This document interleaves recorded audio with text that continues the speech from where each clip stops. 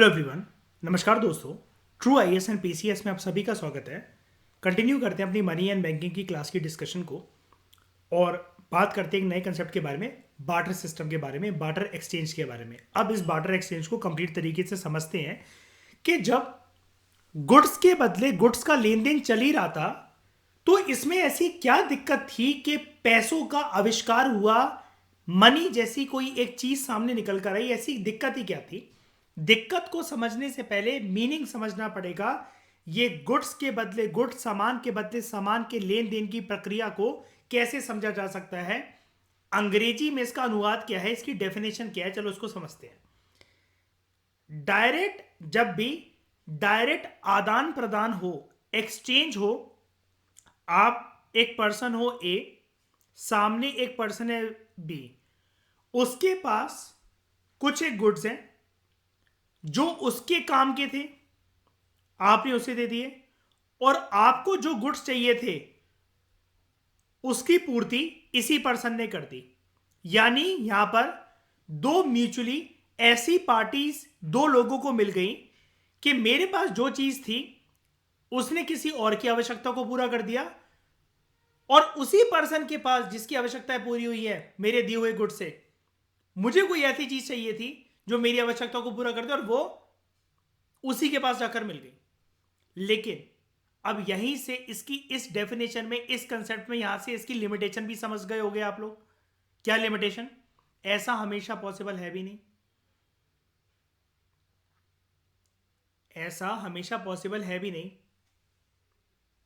कि मेरे पास जो गुड है किसी एक पर्सन को चाहिए होगा तो मुझे वो कस्टमर मिल गया। अगर मान लो मैं बार्टर इकोनॉमी के अंदर हूं, लेकिन जो कस्टमर मुझे मिला है सुगंधा, जरूरी तो नहीं उसके पास वही गुड्स हो जो मेरी पूर्ति पूरी कर सकें, मेरी आवश्यकताओं को पूरा कर सकें, या जो मुझे चाहिए वो उसी के पास हो। बार्टर सिस्टम के अंदर गुड्स को गुड्स के बदौलत एक्सचेंज करा जाता है। स्प्लीज याद रखना, गुड्स को सर्विसेज के बदौलत नहीं है, सर्विसेज को गुड्स के बदौलत नहीं। ठीक है? यहां पर आप ये नहीं कह सकते यार यार तू मेरा यार ये वाला काम कर दे, अपने गुड्स मुझे दे दे, मैं क्लचर खोल के बाल लहरा के यार तेरे को यार लिप बाम लगा के बहुत अच्छी किसी दे दूंगी एक फ्लेवर वाली।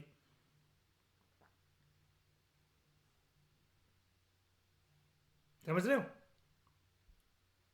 यहां पर अश्वरित स्पा पार्लर नहीं खोलना है किसी को, है ना, कि तुम मेरे पास गुड्स लेकर आ जाओ, हम तुम्हें मसाज दे देंगे। सुगंधा, यहां पर वो वाली प्रक्रिया नहीं चलेंगी। तो direct exchange of goods against goods without use of money is called as barter exchange. Alternatively, ये एक ऐसा सिस्टम ऑफ एक्सचेंज है जहां पर ट्रांजेक्शन्स करी जाती हैं, they are made by exchange of goods only, not services. कहने को कुछ भी कह लो, लेकिन सर्विस के अकॉर्डिंग सर्विस नहीं है। अब अश्वरीत, क्या कभी ऐसा होता है क्या कि यार आप किसी फ्रेंड को अपने घर पे बुला रहे हो, यार 4 दिन से कंधे में मेरे भी दर्द है, वो बोल रहा है मेरे भी दर्द है, चल एक दूसरे का दर्द मिटाते हैं, तो मुझे स्पा दियो मैं तेरे को स्पा दूंगा। इसको बार्टर एक्सचेंज कहेंगे अश्वरीत? क्या आपके घर में तो कोई होता ही नहीं। ये एक्सचेंज जो है ये यूजली बायलेटरल होता है। बायलेटरल का मतलब ये है यहां पर दो पार्टीज होनी ही होनी चाहिए, ए एंड बी।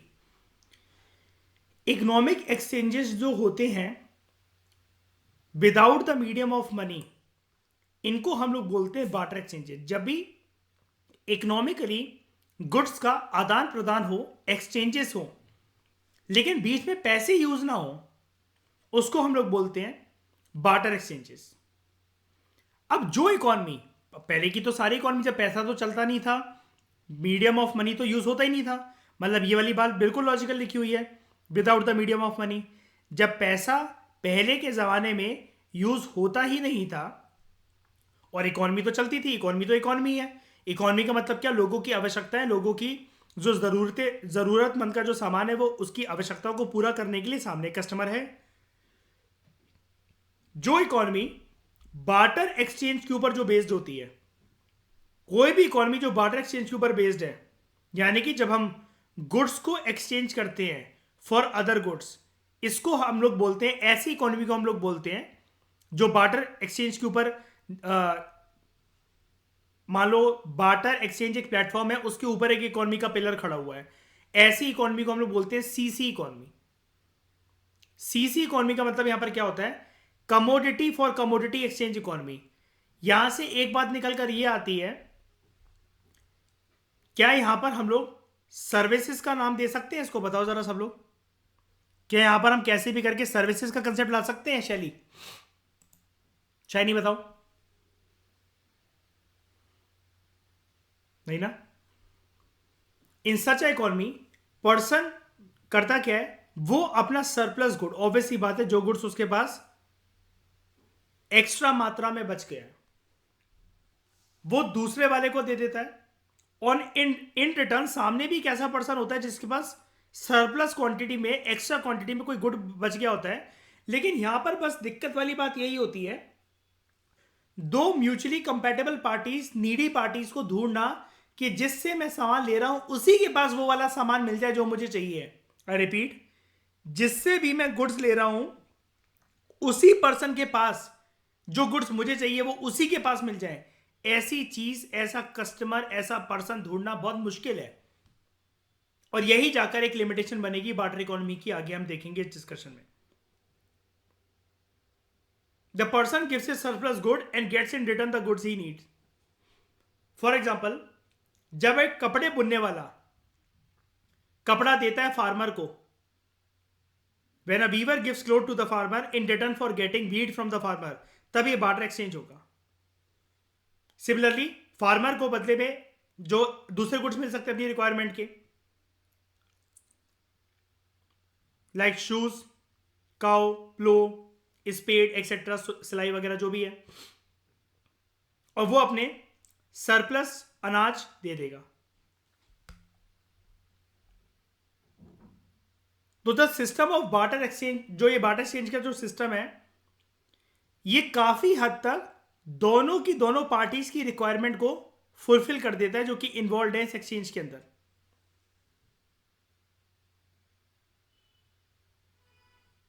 लेकिन दिक्कत क्या है इसकी शाइनी? सबसे बड़ी, दो ऐसे पार्टनर्स, म्यूचुअली कंपैटिबल पार्टनर्स ढूंढना जिनके पास गुड्स जो हैं वो अच्छी खासी मात्रा के अंदर अवेलेबल हो, और उसी के पास अवेलेबल हो जिससे मैंने जिसको गुड दिए हैं वो उसी से मुझे मिल जाए। ऐसे पर्सन ढूंढना मुझे बताओ सकता है ईजी है शैली? ईजी है कि मुश्किल है? टफ है। और हमेशा मिलेगा कि नहीं मिलेगा ऐसे एक बार बताओ, है ना? मुझे कोई भी जरा एक रियल लाइफ एग्जांपल दो शाइनी। मुझे मान लो ये आप हो, आप मुझे अपने पास कोई भी, आपके पास कोई ऐसा गुड पड़ा हो, कोई ऐसी कमोडिटी पड़ी हो जिसकी आपको अभी नीड नहीं है, बताओ जरा कोई भी एक रियल एग्जांपल दो, रियल बात बताओ। मतलब जरा कोई भी मुझे ऐसा कोई कमोडिटी वगैरह जो आपके पास एक्स्ट्रा में पड़ी हो कि अगर आप देना चाह रहे हो किसी को।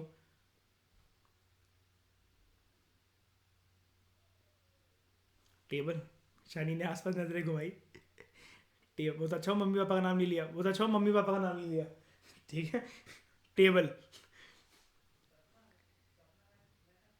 चाहिए क्या शाइनी 2023 में या 2022 में? ऐसा कोई कमोडिटी, आईफोन वगैरह या कोई भी कुछ भी चीज़,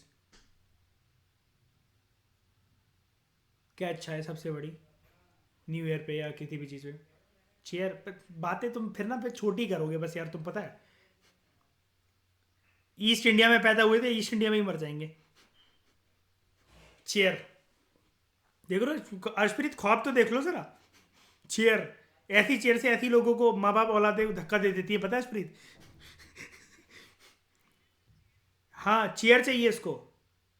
चेयर मतलब चेयर पे बंदा बैठाएगी फिर बंदे की गोद में बैठेगी, ठीक है। तो मान लो अब ये ऐसा पर्सन जिसको ये अपनी टेबल दे दे और उसके पास चेयर भी अवेलेबल हो, तो अश्विन एक बार बताओ, ये जिस पर्सन को टेबल देकर आए और वो उससे कहे यार मैंने आपको टेबल दे दी, मुझे चेयर की आवश्यकता है, मैं ये चेयर ले जाऊं, कितनी गंदी गाली देगा अश्विन? सोच के देखो जरा। वो कहेगा, वो कहेगा मैं क्या जमीन पे बैठूंगा, टेबल इसलिए मांग रहा हूं। लेकिन ऐसा कस्टमर ढूंढना चाहिए, अगर हम लोग मजाक को हटा के देखें, मुश्किल है कि नहीं है कि जिसको आप टेबल दे रहे हो वो चेयर देने के लिए मान जाए कोई भी पर्सन ऐसा, और जिसको दे रहे हो वही मान जाए। यानी कि ये चीज़ क्या दिखाता है, मजाक को हटा के, मतलब मैं कोई मजाक करने वो नहीं बता रहा था कंसेप्ट, इसकी अंडरस्टैंडिंग ये है। देखो शैली, रियल लाइफ के अंदर भी जब हमने ये बात करी, हम लोग तो इसे हंसी मजाक की फॉर्मेट में ले गए, लेकिन सच में ये डिफिकल्टी है कि नहीं है बार्टर सिस्टम के अंदर, बताओ जरा आज भी, जबकि दुनिया में कितने अंत के गुड्स वगैरह हैं, बताओ, है ना? लेकिन फिर भी ये वाली चीज़ है। नहीं बार्टर सिस्टम, नहीं नहीं नहीं, बार्टर सिस्टम ऐसा नहीं है। बार्टर सिस्टम है फिर वही है, देखो शाइनी, ये सुगंधा तुम्हारा पर्सनल लेवल पे एग्जिस्ट कर सकता है। हाँ नेबर, हाँ चीनी मांगने के लिए वही वाले, बस वो वैसा वाला एग्जिस्ट कर सकता है। या तुम्हारा किसी से नैन मटक्का चल रहा हो, मतलब तो तुम्हारी आंखों आंखों में इशारा हो गया हो, you will give me service, I will give you service, तो हो सकता है कि हम कहीं घूमने चलेंगे, तू मुझे कॉफ़ी पिला दियो, मैं तेरे को चाय पिला दूंगी।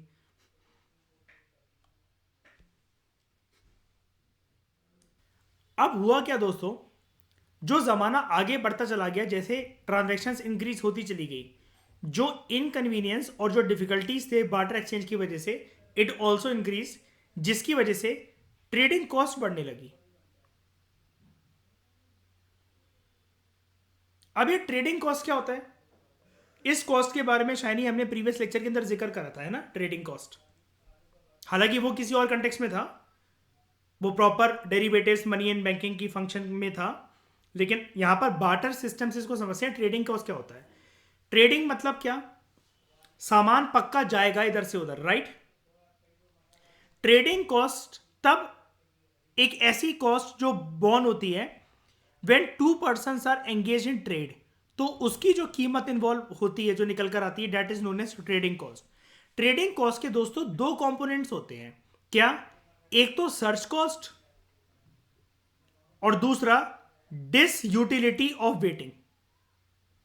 समझते हैं इस चीज को, इससे क्वेश्चन बन सकता है, याद रखना आप, कि ट्रेडिंग कॉस्ट दो प्रकार की होती है, एक सर्च कॉस्ट और एक disutility of waiting. Shiny, आपके एग्जाम्पल के अंदर मैंने रियल एग्जाम्पल इसलिए लिया था ताकि सब लोग रिलेट कर सकें। सबसे पहले सामने वाले पर्सन को छोड़ दो कि आपको उससे चेयर मिलेगी कि नहीं मिलेगी, आपके लिए खुद भी एक ऐसा पर्सन ढूंढना कि जो आपकी टेबल खरीदने को मान जाए और टेबल के बदले चेयर दे दे, ये आसान है क्या, बताओ? जबकि आज के टाइम में कितनी आबादी और कितने गुड्स हैं इधर से उधर, बताओ। क्या आप अपनी गली गली में भी, अपने शहर में, अपने टाउन में, अपने सिटी में, या पूरे वेस्ट बंगाल में भी शोर शोर तरीके से ऐसे बोल सकते हो कि मैं ऐसा पर्सन पक्का ढूंढ के निकाल ही लूंगी, बताओ, इतने इतने घंटे के अंदर, इतने इतने मिनट के अंदर, बताओ? पॉसिबल है कि आप मतलब इस चीज के लिए शोर शॉर्ट एक डेडलाइन दे दो किसी को? नहीं ना। सर्च कॉस्ट क्या है, सर्च कॉस्ट एक हाई कॉस्ट होती है, जो काफी खर्चा आता है, for searching suitable person to exchange goods. You need suitable person जो आपका गुड्स एक्सचेंज कर ले। सुटेबल पर्सन यहां पर कौन होगा, शैनी के केस में जो मैंने एग्जांपल लिया ऊपर, यानी अश्वनीत कोई ऐसा पर्सन जो इससे टेबल खरीदने को मान जाए और अपनी चेयर दे दे इसको, वो सुटेबल हुआ। अब इसको जब चेयर लेने कहीं और ही जाना पड़ रहा है, तो ये टेबल क्यों बेचेगी फिर किसी को? और पता चला नए वाले के पास पहुंची, अब तो ये टेबल दे चुकी है प्रीवियस वाले को, वो चेयर देने को तो मान गया है, लेकिन ये कह रही है कि अब मेरे पास वो क्या कहते हैं टेबल नहीं है। ये तो हो गया search cost. Now what do we mean by disutility of waiting? Disutility of waiting refers to जो टाइम स्पेंड करा जाता है on searching the required person. जो टाइम स्पेंड करा जाता है on searching the required person, आपको कब तक ऐसा नहीं मिल रहा तो तब तक आप वेट करते रहोगे। जब ये दोनों दिक्कतें, हालांकि मिलती जुलती दिक्कतें ही हैं, जब ये दोनों दिक्कतें अनकंट्रोलेबल हो गई, this ultimately led to the evolution of money as a medium of exchange. कि goods should not be the medium of exchange, goods के बदले गुड्स को खत्म करना चाहिए हमें, money should be use as the medium of exchange.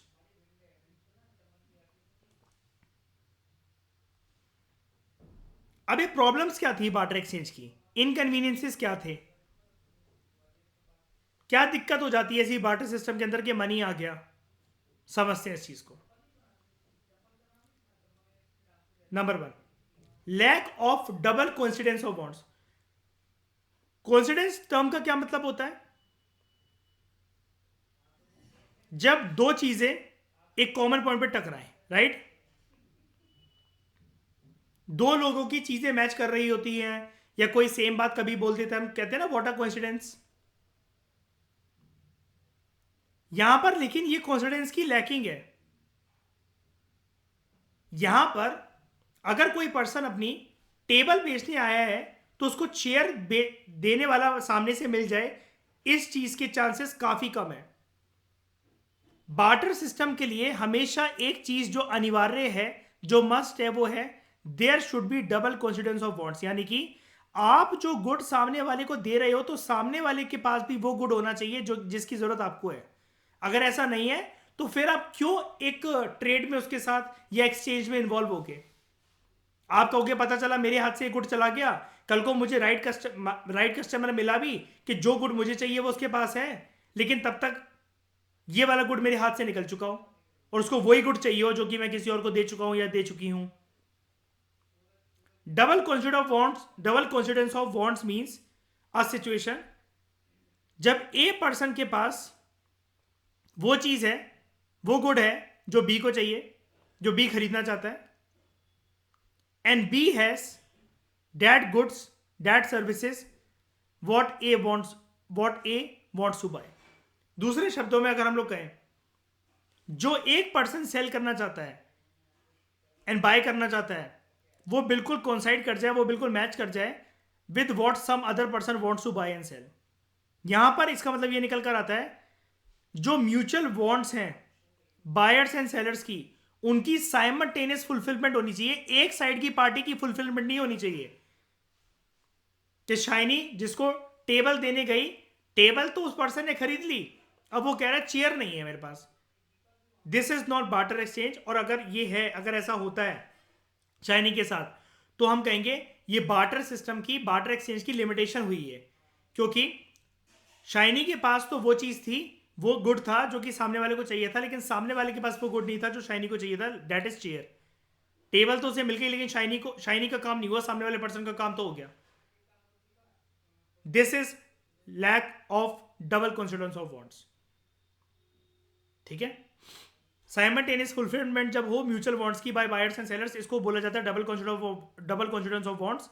But this thing is lacking in barter exchange in most of the scenarios, in most of the cases there is lack of double coincidence of wants in buyers and sellers. अब CV Sachdev आराम आराम से आपको बहुत बार सिखाता है repeat करते करते चीजें, तो अब यहां पर भी डिटेल में हम पूरा पढ़ेंगे इसे। सबसे पहले तो बायर को जो है सर्च करना पड़ता है एक ऐसे सेलर को who wants to buy the same good which the buyer offers for exchange। यानी कि जो गुड मैं बेचना चाह रहा हूं और जो मुझे चाहिए, वो एक ही पर्सन के पास जाकर मेरा काम हो जाए। कुल मिलाकर इस लाइन का ये मतलब है। जैसे एग्जांपल देखो, एक जूट का जो प्रोड्यूसर है, उसको हो सकता है बदले में जूते चाहिए हो, कि वो जिस भी पर्सन को जूट दे उसको जूते मिल जाए, but he may find it difficult to get a shoe maker, कि ऐसा पर्सन कि जिसके पास जूते हो और उसको जूट चाहिए हो, डिफिकल्ट है ये। अब वो पर्सन जो है वो ये कहे कि हाँ मैं तुम्हें जूते तो दे दूंगा, लेकिन मेरे को तो 1 किलो मैंगोस चाहिए इसके लिए, 2 किलो स्ट्रॉबेरीज चाहिए इसके लिए, एक रजिस्टर का पूरा गट्ठा चाहिए मुझे इसके लिए। कोई भी गुड वो डिमांड कर सकता है, और वो हो सकता है वो आपके पास ना हो। आप तो वही ऑफर कर रहे हो ना जो कि आपके पास है, कि यार देखो मैं जूट प्रोड्यूसर हूं, मैं जूट दे दूंगा, बदले में मुझे शू चाहिए। शू देने वाला मिल गया, लेकिन वो कह रहा है भाई जूट का कोई काम ही नहीं है मेरे को, मैं क्या करूंगा जूट लेकर भाई। तो यहां पर सेलर को एक डिफिकल्टी आती है, that seller has to find a person who wants to buy the sellers good, जो आपके गुड खरीदने को तैयार हो जाए, and at the same time जो आपको चाहिए वो भी उसके पास हो। अब ऐसा होता तो है नहीं, रियल केस में भी ऐसा इमेजिन करके देख लो, ऐसा होता तो है नहीं। तो this is called lack of double coincidence of wants, जो कि सबसे मेन ड्रॉबैक था बार्टर एक्सचेंज का। और यहां पर हमने देखा पर्सन को सर्च बहुत करना पड़ता है, तो सर्च कॉस्ट आएगी, और ट्रेड करने के लिए पर्सन ढूंढ रहे हैं तो ट्रेडिंग कॉस्ट आएगी, जो कि 2 प्रकार की होती हैं। ट्रेडिंग कॉस्ट क्या क्या होती है? एक सर्च कॉस्ट, एक डिसयूटिलिटी ऑफ वेटिंग। तो ट्रेडिंग कॉस्ट यहां पर जो आती है उसके दो प्रकार हमें देखने को मिलते हैं, एक सर्च कॉस्ट और एक पर्सन का टाइम भी बर्बाद होता है, एक तो ऐसा रियल पर्सन ढूंढने में।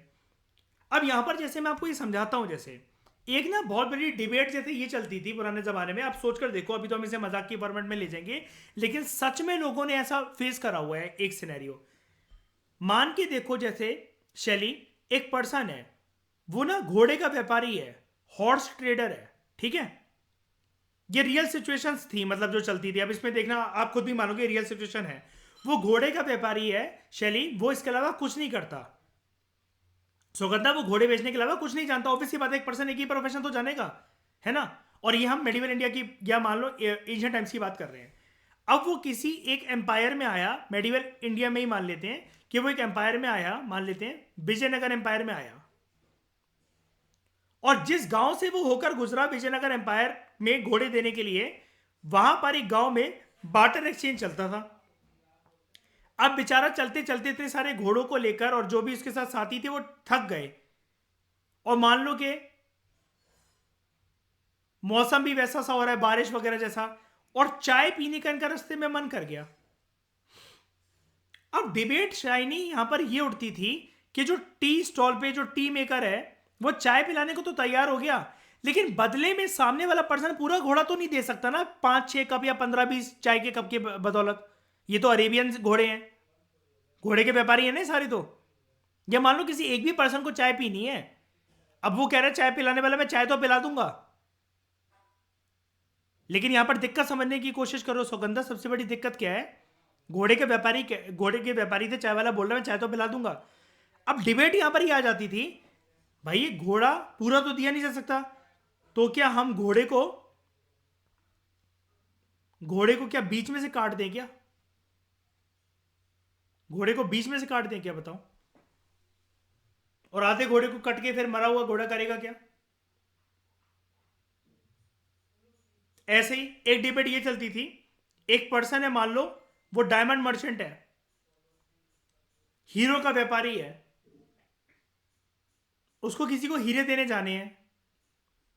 पहाड़ी रास्ता तय करता करता, उस टाइम पर ट्रांसपोर्टेशन सर्विसेज वगैरह ये सब तो अच्छी रोडें वगैरह तो थी नहीं, बड़ी हफ्तों की और ऑलमोस्ट एक महीने की मुशक्कत करने के बाद वो एक जगह पहुंचता है, ठंड है वहां पर, और उसको चाय पीने का मन कर रहा है, कुछ गर्म खाने का मन कर रहा है। सामने वाला जो पर्सन है खिलाने पिलाने को मान रहा है, लेकिन अब ये करेगा क्या? अपने हीरे को क्या पत्थर से तोड़ेगा बैठ के, या पूरा हीरा दे देगा? हीरे तो प्रीशियस हैं। क्या फिर ये उसको हीरा देकर ये बोलेगा कि तुम जितनी बार आओगे यहां पर तुम मेरे पास 1 लाख बार या 10,000 बार चाय पी सकते हो एक हीरे की? ये सारे म्यूचुअल एग्रीमेंट्स डिसाइड कैसे होंगे? अब एक खतरनाक बातें हैं कि नहीं, है जो दो एग्जांपल्स मैंने आपको दिए, हॉर्स ट्रेडर और डायमंड मर्चेंट के, बताओ। और ये जो सिचुएशन है, कैसी आती होंगी कि नहीं आती होंगी? क्या शाइनी किसी का मन नहीं करता होगा उस जमाने में चाय वाय पीने का, कि अगर कोई घोड़े का व्यापारी है तो?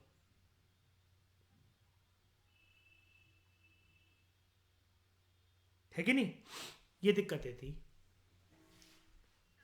हाँ बताओ सुगंधा।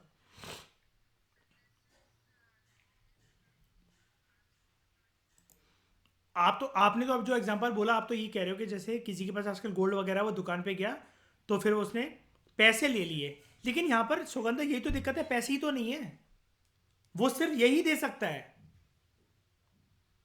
वो सिर्फ यही, या तो डायमंड देगा, डायमंड की जो नेकलेस की जो मोती हैं वो दे देगा, ठीक है, गोल्ड के मोती दे देगा, या घोड़ा दे देगा। लेकिन this is not justified for 1 cup of T. कैसे दे दूं इतनी प्रीशियस चीज? डिसाइड ही नहीं हो सकता। एक वेरी गुड बात यही है, घुमा फिरा कर यहां मेजर जो दिक्कत है ना वो यही है, 100 बातों की एक बात, शाबाश शैली। या एक्सचेंज रेट ही डिसाइड नहीं हो सकता। वेरी गुड शैली। एक्सचेंज रेट तो होना ही चाहिए ना। जैसे एक बार बताओ, हम लोग भी तोल मोल करते सौगंधा, जैसे मंडी गए, या फिर सब्जी मार्केट जाते हैं या कहीं पर भी जाते हैं, ठीक है, भैया इतने का लगा दो, भैया इतने का लगा दो, तो एक्सचेंज रेट डिसाइड कर रहे होते हैं ना कि हमारे हिसाब से ये ठीक है, उसके हिसाब से वो ठीक है, और म्यूचुअली एक कॉमन पॉइंट पे आ जाते हैं दोनों दोनों की दोनों पार्टीज, है ना, कि चलो इतने में दे देते हैं, है ना। ये चीज़ है यहाँ पर, लेकिन एक्सचेंज रेट डिसाइड ही नहीं हो सकता। अब सोच के देखो जरा सौगंधा, ये जो मैंने एग्जांपल दिया शैली, ये झूठ बोले मैंने एग्जांपल, ये नहीं होता होगा बिल्कुल, ऐसी सिचुएशन में कोई नहीं पढ़ता होगा उस जमाने में क्या। तो यही वाली बात नहीं होगी शाइनी, कोई चाहते हुए भी कुछ नहीं कर सकता फिर, मतलब जिस पर्सन का मतलब सारी फैसिलिटी है उसके पास, वो चाहते हुए भी बंदा चाय नहीं पी सकता, इसका मतलब तो फिर, राइट। या फिर कुछ जो अच्छे दिल वाले लोग होते होंगे, या तो फिर वो ऐसे ही पिला देते होंगे, चलो कोई बात नहीं मालिक, आप इतनी दूर से आए हो, चाय एक चाय पिलाने में क्या है। लेकिन इसके भरोसे क्या जीवन कट जाएगा। हर कोई दया भावना दिखा देगा। रोज चाय एक ऐसी चीज है या कॉफी एक ऐसी चीज है, भाई शाइनी, सुबह पर्सन एक बार तो पिए गई ना कम से कम। अब आप मान लो डायमंड बिजनेस और वही उसी के व्यापारी हो, तो रोज पिला देगा कोई आपको फ्री में चाय।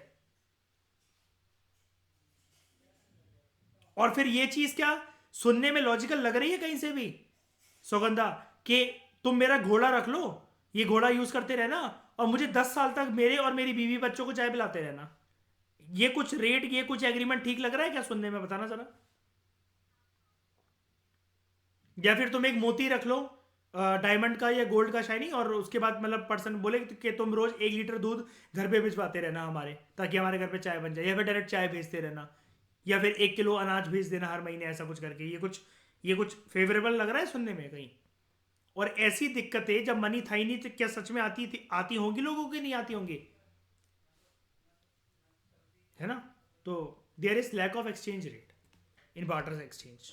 उसके बाद हम लोग आज के समय में हर चीज को एक वैल्यू दे सकते हैं कि नहीं दे सकते हैं। जैसे आप भले ही मेरे पास गुड के लिए नहीं आए हो, सर्विस के लिए आए हो, लेकिन कुछ तो वैल्यू है ना मेरे फाउंडेशन कोर्स की, कि आपको इतने में मिल रहा है, इतने चार्जेस आपको देने हैं, वन टाइम पेमेंट इतनी है, पर मंथ चार्जेस इतने हैं। दुनिया में हर चीज, आप अगर अभी जो बैठे हो अपने आप को देखकर देखो, आपने अभी जो जीन्स पहनी हुई है, टी शर्ट पहनी हुई है, टॉप पहना हुआ है, जैकेट पहनी हुई है, आप जिस टेबल पे बैठे हो, आपके हाथ में जो पेन है, जिस लैपटॉप पर आप देखकर या स्क्रीन पर देखकर मेरे लेक्चर्स देख रहे हो फोन वगैरह के अंदर, आप अपने आसपास के घर को देखो, घर की कीमत को समझो, हर चीज की मतलब एक वैल्यू दी जा सकती है कि ये चीज इतने की, फलानी चीज उतने की, वो चीज इतने की, ये चीज इतने की। मतलब ये इतना इतना इतना इतना करा जा सकता है कि ये इतना है, ये इतना है, ये इतना है, वो इतना है, उसका ये प्राइस है, उसका वो प्राइस है, ये इतने का आता है, वो इतने का आता है, इतने में इतना आ जाएगा, उतने में उतना आ जाएगा।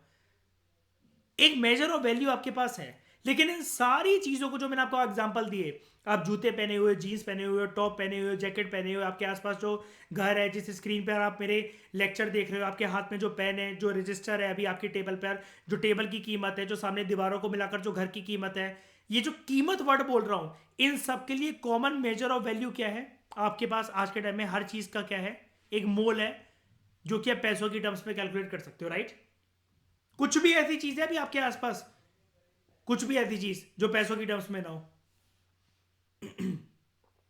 बताओ।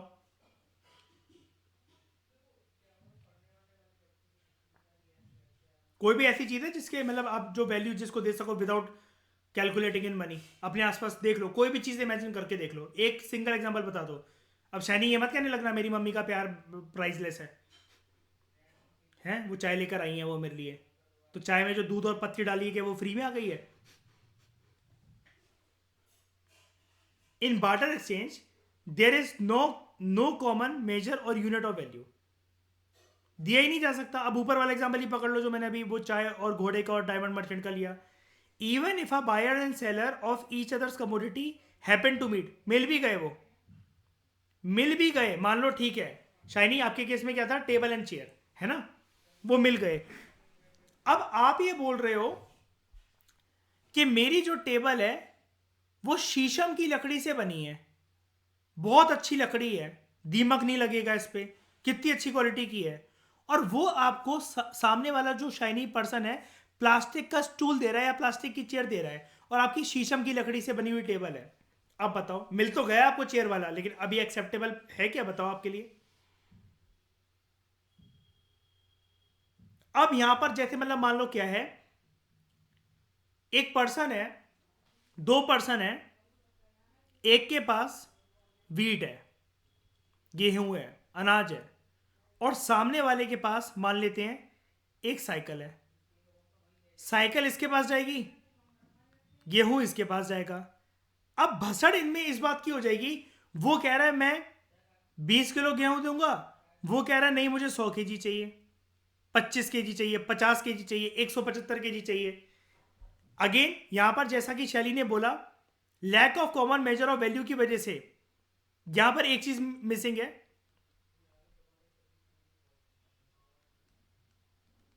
किस रेट पर एक्सचेंज होगा भाई साहब ये। और ये जो भिड़प है शाइनी, बताओ ये ऑब्वियस सी बात है कि नहीं है।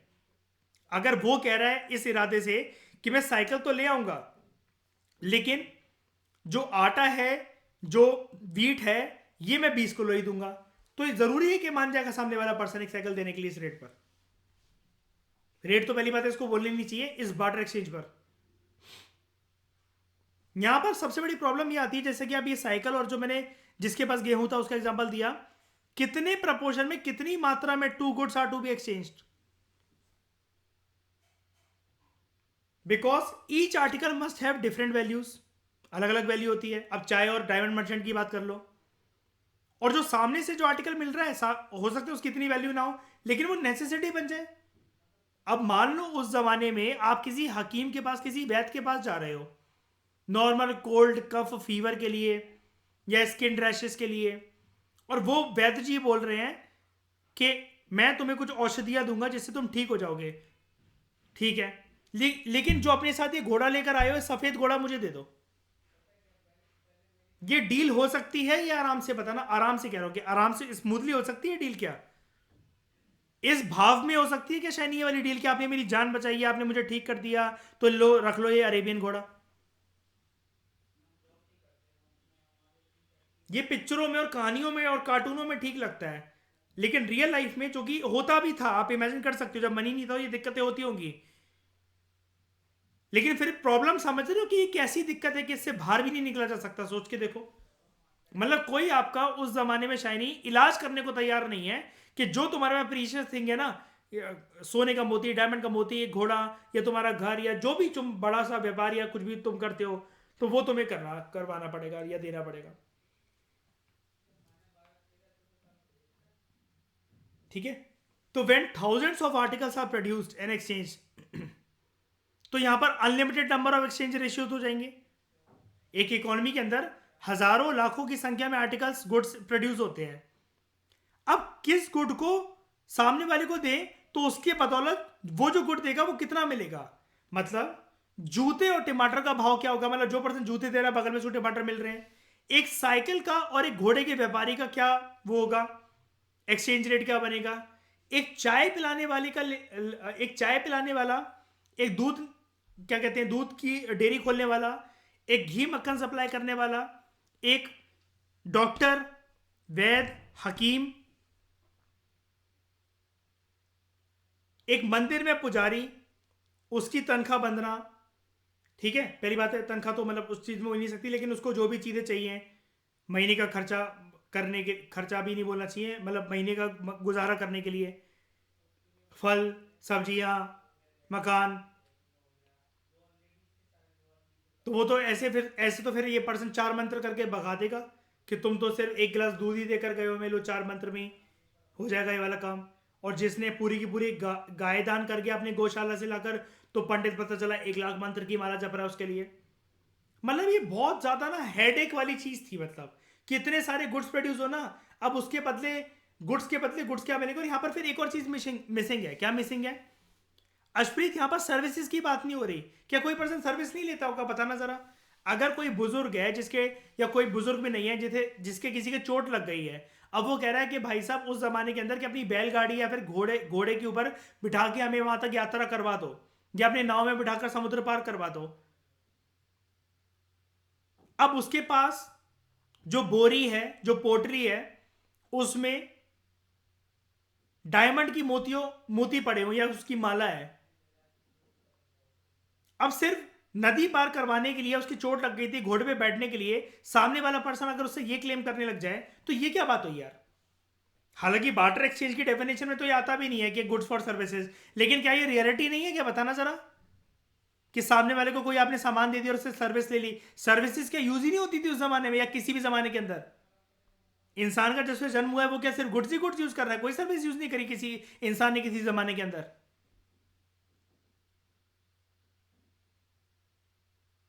ये चीज है absence of a common denominator, कि भाई एक कॉमन एक्सचेंज रेट होना क्या चाहिए, कॉमन नंबर होना क्या चाहिए in order to express exchange ratios. This creates many difficulties. Money ने इन सारी डिफिकल्टीज को रिमूव करा और मनी एक कन्वीनियंट यूनिट ऑफ वैल्यू की तरह सर्व करने के लिए इन्वेंट हुआ। It is a convenient unit of value in account because money हर एक आर्टिकल के, इस पृथ्वी पे जो भी आर्टिकल है, मनी कंट्री का अलग हो सकता है, अलग अलग दिखने वाला कलर का चीज हो सकती है, पेपर का हो सकता है, मेटल का हो सकता है, अलग अलग धातुओं से बन सकता है, लेकिन हर एक चीज का इस पृथ्वी पर क्या मोल है वो मोल बता देता है, वो प्राइस बता देता है।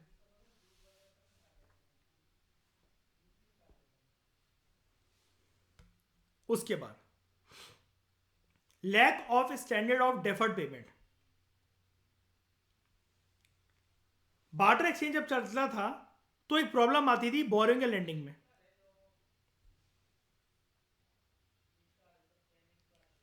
बहुत डिफिकल्ट हो जाता है दो लोगों के लिए एक किसी कॉन्ट्रैक्ट में एंगेज होना जहां पर which involves future payment due to lack of any satisfactory unit of value.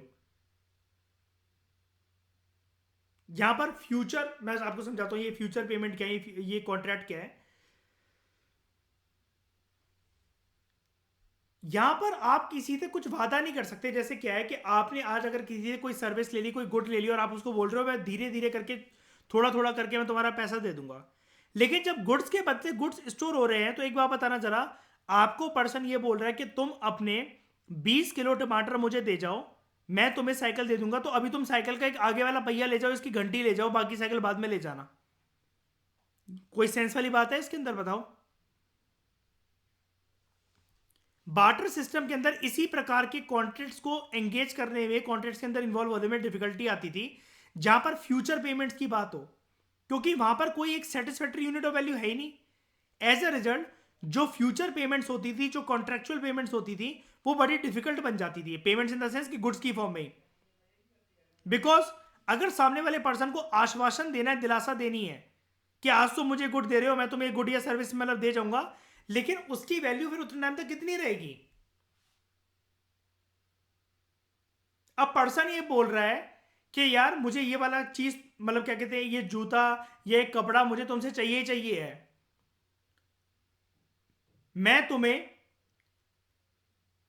50 kilo आम पूरे के पूरे अपने खेत, अपने बागीचे के लाकर दे देता, लेकिन मेरे पास अब सिर्फ 25 किलो ही बचे हैं, तुम नेक्स्ट सीजन में बाकी 25 किलो मुझसे ले लेना। अब सामने वाला पर्सन शाइनी क्या पागल है? वो 25 ये नेक्स्ट सीजन तक वेट करता रहेगा 25 किलो के लिए, और अपना सामान अभी दे देगा और खुद वेट करने बैठ जाएगा कि 25 किलो आम मुझे नेक्स्ट सीजन में मिल जाएंगे, क्योंकि इसके पास सिर्फ 25 किलो ही रह गए, ये बेचारा भी क्या करे? हर कोई मान जाएगा इस बात को। उसके बाद फिर यह भी हो सकता है there could be disagreement about the quality of good also, specific type of good also, and change in the value of good. अब आप कहोगे change in the value of good कैसे? इसका एग्जांपल देता हूं। जैसे one of the cost barter system के अंदर क्या आती थी? Search cost, right? Search cost. अब शाइनी बारिश का दिन चल रहा है, बारिश के दिन चल रहे हैं, और बारिश के दिनों में नमी बहुत ज्यादा होती है, कोई भी चीजें जल्दी सड़ जाती हैं, किसी में से स्मेल आने लग जाती है ना, बैक्टीरिया वगैरह जल्दी पनपने लग जाते हैं, फ्रेश नहीं रहती ज्यादातर चीजें, उनके अंदर नमी नमी सी आ जाती है ना, सीलन आ जाती है काइंड ऑफ, जैसे बाहर अगर थोड़ी देर के लिए भी रख दो। अब आप जब तक सर्च करने निकले, हो सकता है आपके टोमेटोज, पटेटोज या कोई भी ऐसा जो आर्टिकल था जो कि ईटेबल था, वो रोटन हो गया, सड़ गया। आपके पास है तो वो चीज, आप हो ए, जो आपको बी से चाहिए था उसके पास वो आर्टिकल्स, वो गुड्स हैं, लेकिन अब वो कह रहा है ये जो तुम मेरे पास चीज लेकर आई हो ना, ये इतनी फ्रेश नहीं है, मैं तो नहीं ले रहा अब इसे। तो यहां पर आपके जो वैल्यू, जो गुड की वैल्यू है वो चेंज हो गई, क्योंकि अब वो खराब हो गया, सड़ गया। अब वो कह रहा है कि जो भी टोमेटो पटेटो है, ये 10 किलो ना लेकर मैं 50 किलो लूंगा, क्योंकि तुम्हारे पास सड़े हुए हैं और ये मेरे किस काम के हैं, तो कल तक खराब हो जाएंगे। अब मुझे ज्यादा क्वांटिटी में दो। सोच के देखो जरा, कितना मानसिक तनाव, कितना मानसिक तनाव इन सारी चीजों को जब हम पढ़ रहे हैं, और ये जब रियल में होती होंगी तब। अगली अगली समस्या बार्टर एक्सचेंज की, डिफिकल्टी इन स्टोरिंग वेल्थ। इसको हम लोग जर्नलाइज परचेजिंग पावर भी कहते हैं। आज के टाइम में तो आप वेल्थ को अपनी स्टोर करके रख सकते हो, बैंक में रख लो, तिजोरी में रख लो, पर्स में रख लो, फोन पे गूगल पे कहीं पर भी, मतलब आप अपने वॉलेट के अंदर गड्डी बना बनाकर सिक्कों की फॉर्म में अलमारी में ठूस लो, अपने बैग में रख लो, कहीं पर भी रख लो। लेकिन जब पैसा होता ही नहीं था, पैसा क्या रखे रखे सड़ जाता है, बताना जरा। एक साल तक अगर 200 रुपए की नोट की गड्डी या 2000 रुपए की नोट की गड्डी अगर अलमारी से नहीं निकालोगे, अगर अलमारी से मान लो आपने नहीं निकाली अशप्रीत, क्या वो सड़ जाएगी रखे रखे? जिसमें आपने सिक्के 5-5 के हैं, मतलब मान लो आपके पास उनकी कीमत है 5 करोड़, तो क्या वो सिक्के गल जाएंगे रखे रखे, उनमें से स्मेल आने लगेगी 5 साल के बाद भी? नहीं ना। लेकिन जब गुड्स के बदले गुड्स यूज होते थे, तो मिसबा मुझे एक बात बताओ, अगर किसी के पास चिप्स रखे हुए हैं और वो 7 साल तक रखे हुए हैं, अब ये किसी काम के हैं?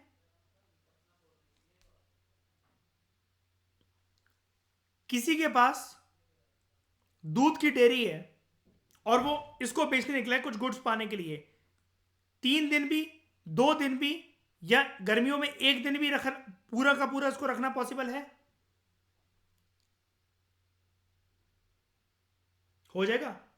आज के समय में जो दूध आता है, जब सारे घरों में इतनी फैसिलिटीज हैं ऊपर वाले के ब्लेसिंग से अच्छा फ्रिज भी, दूध को आप ये गारंटी ले सकते हो कि 1 हफ्ता नहीं सड़ाएगा मेरा फ्रिज? कोई भी आप में से बताओ,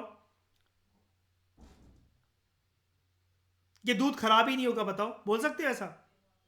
आप जो एक सब्जी बना लो, आपके पास best to best refrigerator microwave है, अशप्रीत कह सकते हो कि 1 महीने तक ये सब्जी खराब नहीं होगी?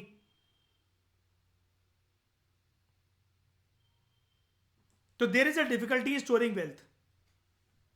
It is difficult for people to store wealth और generalise purchasing power for future use. अगर उनके पास गुड्स हैं लाइक कैटल, वीट, पटेटोस, इसको स्टोर करके रखना मुश्किल है। अब जैसे यहां पर कैटल का एग्जांपल क्यों दे रखा है? कोई पर्सन है, उसको आपसे कोई गुड, मतलब क्या कहते हैं, वो आपको कोई गुड चाहिए किसी पर्सन से, आपको वो पर्सन मिल गया, मान लिया मिल गया, लेकिन वो ये कह रहा है मुझे बछड़ा नहीं चाहिए, मुझे प्रॉपर काव चाहिए। अब इस बछड़े को, मान लो कि कैटल एक बछड़े की फॉर्म में है, काल्फ है ये, इसको काव बनने में भी टाइम है। मिसबा कोई गारंटी ले सकता है कि ये काव जिंदा रह जाएगी तब तक? गारंटी तो नहीं है ना। तो holding of stocks of goods such as, कोई भी हो, wheat, potato, tomato, perishable items basically, it involves costly storage and खराब होने की संभावना, डिटीरियरेशन, बर्बाद हो सकते हैं। मोर ओवर फिर बात यह भी है कि जो गुड्स आपके पास हैं वो रोटन हो गए, उनमें से स्मेल आने लग गई, या वो सड़ गए, गल गए, चिपचिपा से रहे हैं, मजे नहीं आ रहे अब उसको देखने में, फीके पड़ गए, या जो गुड्स आपके पास है वो चाहिए ही नहीं है किसी को। All goods may not be acceptable as medium of exchange.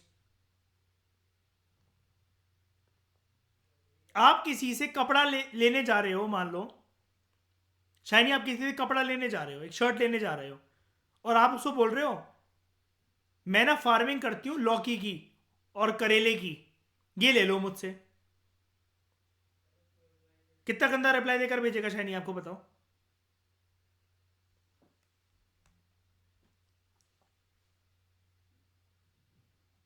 Lack of divisibility. अब जो गुड्स अलग अलग हैं, इसमें क्या अंतर हो सकता है, पता ना जरा। एक जगह करेला जिसको बिटर गॉड बोलते हैं, और सामने एक टी शर्ट। कोई भी मेजर ऑफ वैल्यू है इनके बीच में? बताना जरा, कुछ भी लिंक है शैली? एक करेले का एक फार्मर है जो करेले की खेती करता है और वो एक टी शर्ट लेना चाहता है, तो टी शर्ट के बदले करेला और करेले के बदले टी शर्ट, कुछ भी लिंक है क्या इसका? कुछ भी वैल्यू है? कभी डिसाइड करा जा सकता है इसको? अर्शप्रीत बताओ कि कितने करेले में कितनी टी शर्ट और कितने टी शर्ट में कितने करेले? अर्शप्रीत कभी सुना है कि गली से कोई पर्सन निकला हो, करेला दे दो टी शर्ट ले लो, या टी शर्ट दे दो करेला ले लो? If a household wants to sell his cow, and अगर वो कपड़ा चाहते हैं in exchange, which should be equal to the value of half of his cow. अब वो ऐसा तो है नहीं कि काउ या घोड़े को अपने मार देगा, वही वाला एग्जांपल है चाय पीने के लिए।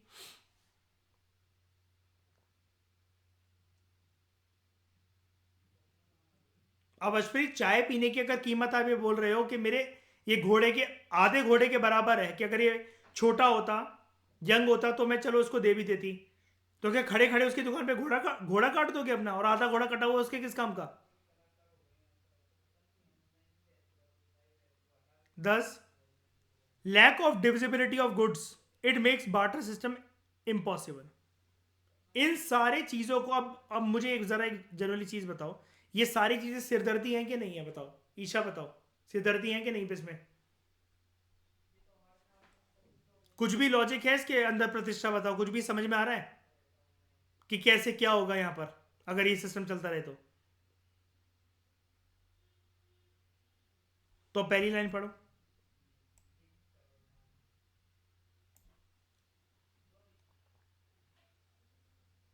Necessity is the mother of invention. लोग त्रस्त हो गए और एक कॉमन यूनिट निकल कर आई, एक कॉमन इन्वेंशन, एक इन्वेंशन हुई जिसको कॉमनली सब लोगों ने एक्सेप्ट करा। पैसा,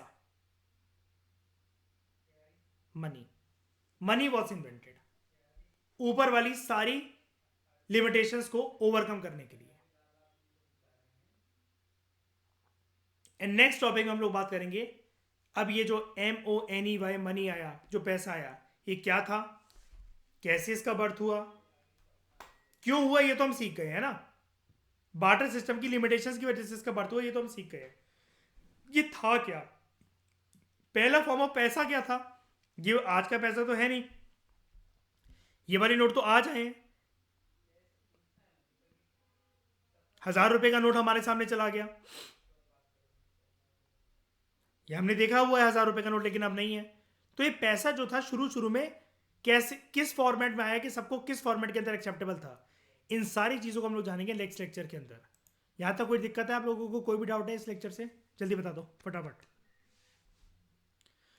thank you very much for discussion.